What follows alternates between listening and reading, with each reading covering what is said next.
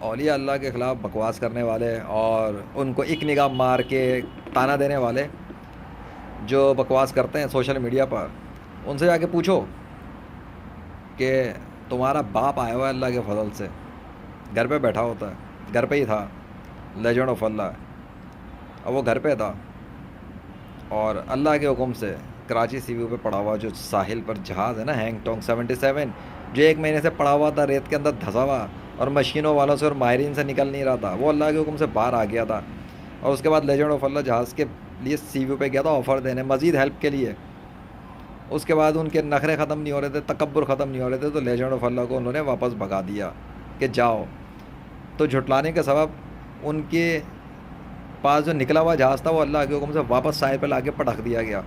ہے۔ ایک نگاہ کی ضرورت نہیں تھی، گھر پہ ہی بیٹھا ہوا تھا، جاؤ اوقات دکھا دو ان لوگوں کو، اولیاء اللہ پہ بھونکنے والوں کو۔